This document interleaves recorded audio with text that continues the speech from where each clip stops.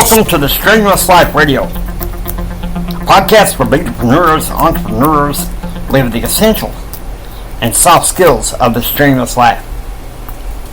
Okay, guys, setting things up here. Today we're going to talk about a topic that's very important. And I know you guys have your differences about this, but it's important in entrepreneurship. It's important in leadership. What are we talking about? Laws of health. And I'm doing this from a faith perspective. And of course, each of you have your own perspective. And so I'm not going to bring it. I'll probably bring up my own, but from the perspective of others. I live by a dietary code called the Word of Wisdom. It's a revelation given to members of the Church of Jesus Christ of Latter-day Saints. It's essential for growing and developing our faith. Other Judeo-Christian faiths may have other dietary laws, and I'm not dismissing that. But health is very important for an entrepreneur, and sometimes, and I know it's not always, it's easier said than done, but you gotta make sure you're having the right proteins and everything. Now, I'm not saying, go on any crazy diet, anything like paleo and keto and all that stuff. Low carb is good, but there are some others that. But I just think as part of the strenuous life, it means that we live healthy lives. Okay, we live healthy lives, and we succeed doing that. And the thing you have to understand is, some people may say, well, dietary laws are awfully strict, living according to all these health codes, even if it's just personal, is strict, and I understand that. Believe me, I understand where you're coming from. But in some instances, I believe that there's some substances in which we must not partake. And of course, I'm not going to go through, some of the ones that I believe, except maybe alcohol and tobacco.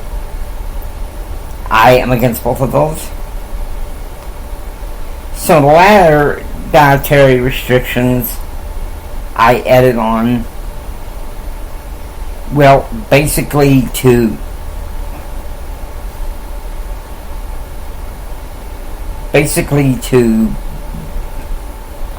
have the proper respected order that we should respect our health. Now, some recommend, intermittent fasting. Let me make a little caveat, a little suggestion, if you're willing to listen, okay? Please consult your doctors before you consent to do intermittent fasting, because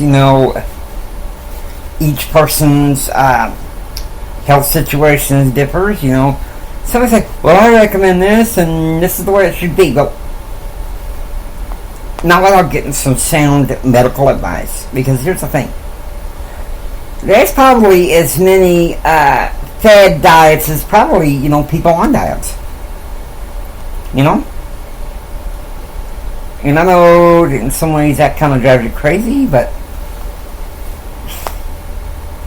and that's why I think having a personal spiritual code on what you should and shouldn't put in your body, it doesn't have to be sanctioned by any church or anything. It's just something in your heart of hearts, the spirits of spirits, that you shouldn't do it.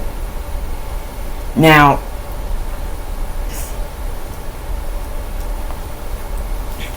the reason why I emphasize health in this particular incident is, well,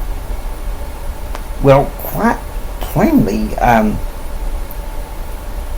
Health is very important. You can't run a business. You can't be an effective leader and be able to keep your visions and dreams intact if you're not looking after your health.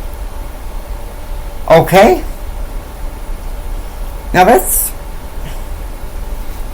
no doubt a serious thing to look at. Now you're like, how's this covered in any soft skills? It's not, but it's part of the essentials. Trying to live a healthy life, routines. Some of the kids nowadays, they say like, "Oh, I hate routines.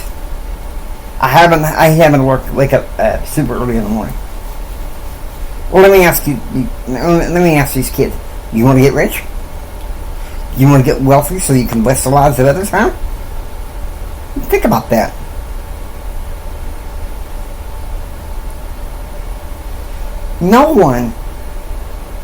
None of us are guaranteed tomorrow. And so I believe it's imperative that you look after your body. Okay? As Christians, your body is a temple of the Holy Ghost. Whether you're going to believe it or not, your body is a temple of the Holy Ghost, and you need to live in accordance with those laws. Because I'm telling you, it's not that easy. It's not that easy to just shove it aside. Shove health aside. Listen to me. I have done that. And I know when you put your health aside, what do you get? You get sicker. Don't you think about that?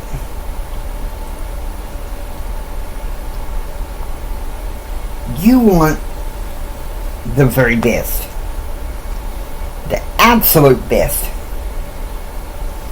And see, when I think if you set this personal code between you and God based on what's healthy, let me tell you something. He helps you see what's right for you. What's right for you. And what are you willing to stand for? Because, see, when President Roosevelt was getting ready to go to Harvard, he was 18 years old. His father said to him, "You got a quick mind, you got a sharp mind. But here's your problem.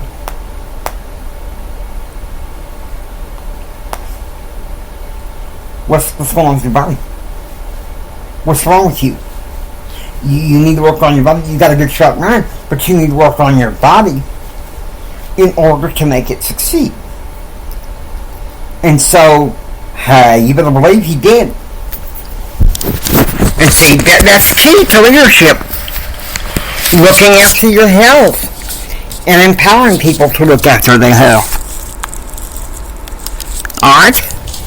Now, I hope you've enjoyed listening to Strenuous Life Radio. If you like what you hear, please subscribe, become a part of the Strenuous Life community. This is Jimi Hendrix saying until next time. Don't just sit there and take it. Build your dreams so you can take it. Do what others don't so you can be what others won't. Do what others don't so you can have what others can't. Think strong, live strong, and live the strenuous life. Take care now.